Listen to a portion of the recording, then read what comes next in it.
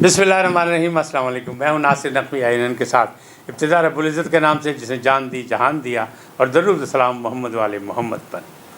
नाज़रीन, सियासी सूरत हाल जो है उसमें कोई ख़ास तब्दीली नहीं आई, लेकिन फिर वो जो हलचल देखी जा रही थी, चौमुखी लड़ाई जो थी वो चल रही है, और उसमें अब तेज़ी आ गई है। फॉरेन फंडिंग केस के जो इलेक्शन कमीशन ने जो फैसला जारी किया, जो रिपोर्ट जारी की, उसके तहत मामला जो हैं और बिगड़ गए। पीटीआई ने एहतजाज किया इलेक्शन कमीशन के सामने, लेकिन इमरान खान साहब वहाँ नहीं थे। फिर उन्हें एक याददाश्त भी पेश की, वो याददाश्त हवा में ही गायब हो गई। कैसे गायब हो गई, कहाँ गई, ये भी आपसे बात करूँगा, और ये भी आपको बताने की कोशिश करूँगा कि बेवकूफ़ कौन है। बेवकूफ़ अवाम है या सियासतदान है? सियासतदान अवाम को बेवकूफ़ समझ रहे हैं, और अब अवाम भी जो है उस सियासतदानों को बेवकूफ़ समझने लग गई है। ताहम एक अच्छी खबर है कि डॉलर के पाँव ज़रा सा उखड़ गए हैं, वो ज़रा नीचे आने लगा, और आइंदा दिनों में शायद और नीचे आ जाए। स्टॉक एक्सचेंज की भी सूरत हाल बेहतर हो रही है। बिजली का जो फिक्स टैक्स लगाए गए थे उसको भी 1 साल के लिए मौखर कर दिया गया। लेकिन सबसे बड़ी बात जो है वो ये है कि हुकूमत ने वो जो मसलियत पसंदी थी उसका ख़ात्मा करके अब 2 दूनी 4 का फार्मूला करते हुए अपोजिशन और ख़ास तौर पर पीटीआई से निपटने का फ़ैसला कर दिया। बाकी तो कोई अपोजिशन है ही नहीं, सब इक़्तिदार में है। तो ये मामला जो है आने वाले दिन में आपके सामने खुल के सामने आ जाएंगे। इसकी आगाही दूंगा आपको कि हो क्या रहा है और होने क्या जा रहा है।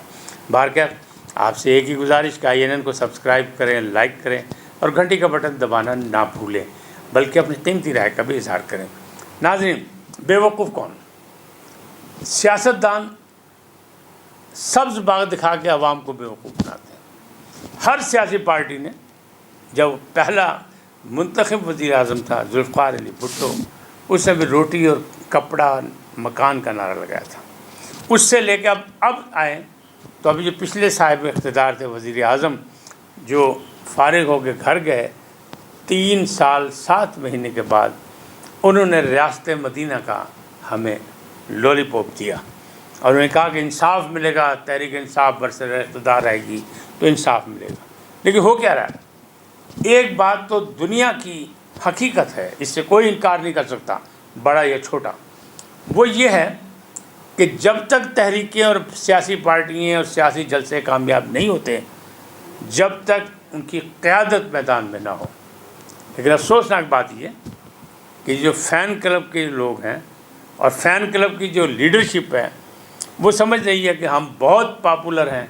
लिहाजा आपने देखा कि इलेक्शन कमीशन के सामने जब एहतजाज हुआ तो असली लीडर वहाँ मौजूद नहीं था, यानी उसने भी हाथ कर दिया अपनी आवाम के साथ, अपने कारकुनों के साथ। उनको बेवकूफ़ बना दिया कि ख़ुद गया ही नहीं, बाकी सबको भेज दिया।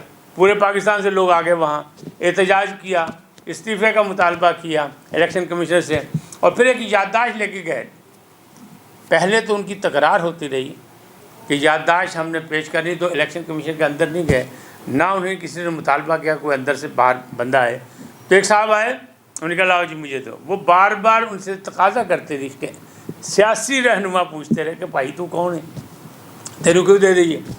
वो कहने लगा आप एहतजाज करने हैं, याददाश्त देनी, आप मुझे दें, मैं एक ज़िम्मेदार बंदा हूँ।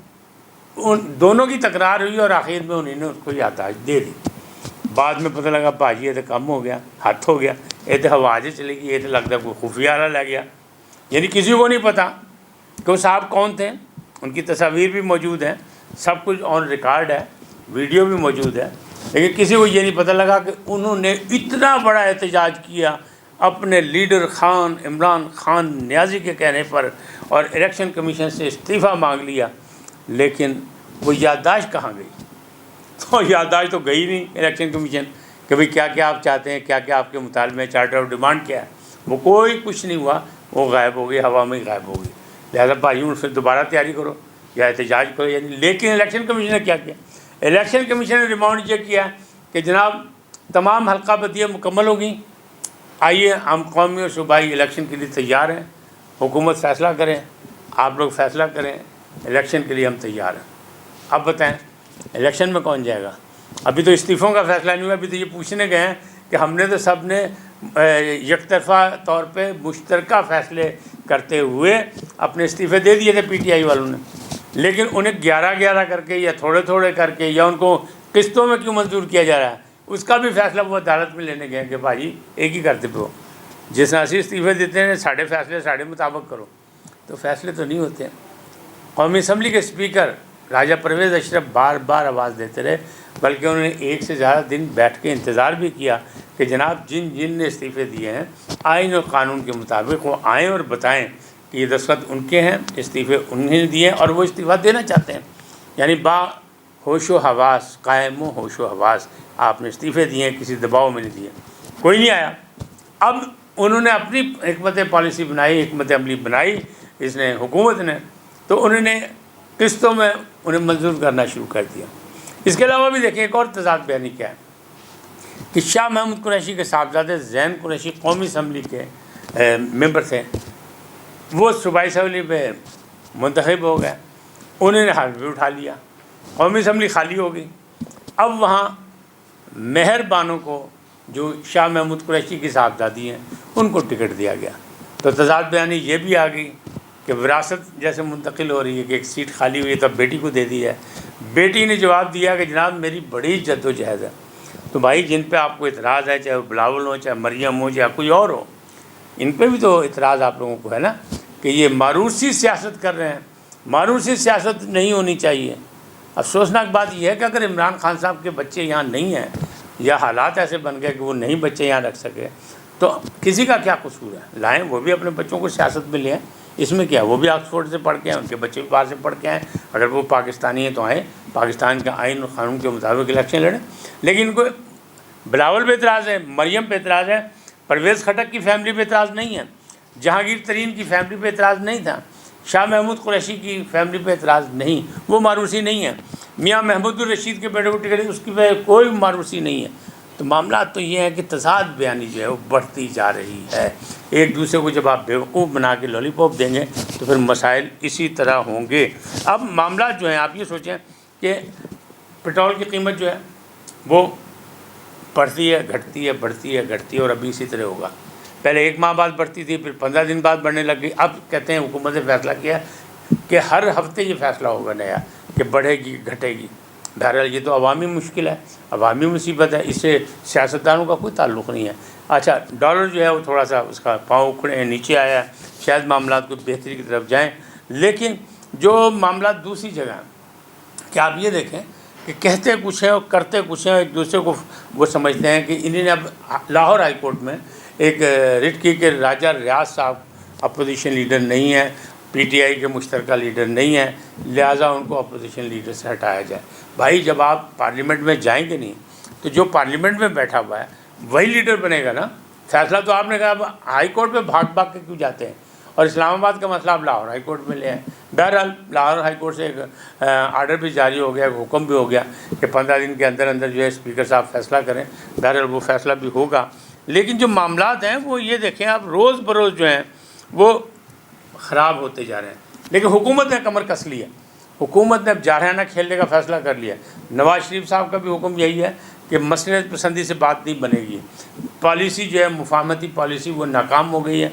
یہ دشمن جو ہے وہ دشمن ہے، وہ چاہے سیاسی میدان میں ہو یا کہیں بھی ہو، کسی محاذ پر بھی ہو، اس کو دشمن سمجھا جائے جارحانہ۔ لہذا ریفرنس تیار ہو گیا، قومی اسمبلی کے اسپیکر کو جمع کرا دیا گیا، قومی اسمبلی کے اسپیکر اسے دیکھ کے ریکمینڈ کر کے آگے بھیج دے گا۔ اب جب ریفرنس ہوگا تو کیا ہوگا؟ ریفرنس ہوگا تحریک انصاف کے خلاف، ریفرنس جو ہے وہ ہے اس کی قیادت کے خلاف کہ فارن کرنسی اکاؤنٹ میں بار بار کہا گیا ہے کہ جھوٹ بولا، پیسے آئے ہیں، اور کہیں بھی آئین پاکستان کے تحت اس طرح پیسے لینے کی اجازت نہیں ہے۔ پھر بھی اگر یوتھ یہ ناراض ہو جائیں کہ نہیں جی آپ صرف ان کی بات کر رہے ہیں، ہم کب ان کی بات کر رہے ہیں؟ ہم تو کہتے ہیں پیپلز پارٹی کا بھی حساب کریں، ہم کہتے ہیں مسلم لیگ نون کا بھی حساب کریں، ہم کہتے ہیں مولانا فضل الرحمان کا بھی حساب کریں، لیکن جس کا حساب کتاب 8 سال سے چل رہا تھا اس کا فیصلہ تو ہونا چاہیے نا۔